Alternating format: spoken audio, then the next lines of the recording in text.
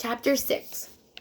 9 minutes later, Max emerged from the West 4th Street station and glanced at her watch. She was back on schedule. She saw some kids playing a frantic game of pickup basketball, their book bags leaning up against the chain-link fence, penning the court. She wondered what that would be like to play on the way to school.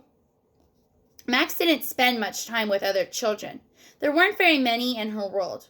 In a weird way, Albert Einstein was probably her best friend. As she walked along, she noticed all sorts of things that reminded her of Einstein's incredible contributions to the modern world, if only he were alive to see them. She saw a tourist couple consulting a map app on their smartphone. The app, of course, relied on GPS to pinpoint their precise location on the island of Manhattan.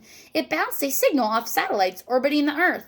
The app could help them find the nearest Starbucks with GPS, which worked because of Einstein's theory of relativity and something he called time dilation. Smartphones were smart because Einstein was smarter. Max glanced at her watch. She had time to stop by Washington Square Park and see if Mr. Weinstock was interested in a quick game of speed chess. Mr. Leonard Lenny Weinstock claimed to be from London, England. Max was never certain if he was telling her the truth about that, or the fact that he graduated from Oxford, or that he met the Queen. On several different occasions, mind you. Max just knew he was a nice old man with a very proper British accent who always wore checkered shirts, a safari vest, and a flat cap, the kind cabbies used to wear. Mr. Weinstock also liked to play chess as much as Max did. Good morning, Maxine, he said when Max plopped down on the bench opposite him at one of the park's many outdoor chess tables. Good morning, Mr. Weinstock. Care for a game? Yes, sir, if you're up for it. Here is the park, them playing basketball, and the couple using their phone for the GPS.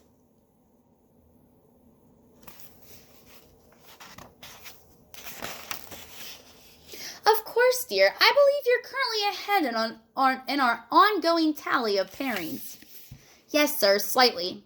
In truth, Max had won far more games against Mr. Weinstock than she had lost, and the one she did lose, she lost on purpose. There really was no need to crush Mr. Weinstock's fighting spirit with a string of unrelenting defeats. As it was, he was just about the only regular in Washington Square Park who was willing to play against Max Einstein. Her reputation preceded her. Blitz, bullet, or lightning? Asked Mr. Weinstock, referring to the various levels of speed chess. Is lightning okay today? Asked Max. I don't want to be late for school. Right you are. Lightning it is, then. Mr. Weinstock bopped a button on top of a digital timer. Each player would have 10 seconds to ponder and make their moves. Checkmate, said Max after 5 moves. Sorry about that, Mr. Weinstock. I'm sure you'll beat me next time, and when we'll both have time to think through our moves more carefully. Mr. Weinstock chuckled. Yes, Max, I'm certain we'll both enjoy having more time for leisurely contemplation. Have a good day at school, dear. Thank you, sir. Max hurried off, promising herself that the next time they played, she'd definitely let Mr. Weinstock win. Fortunately, her school was very close to Washington Square Park, because even though she was only 12, Max Einstein was already going to college at New York University.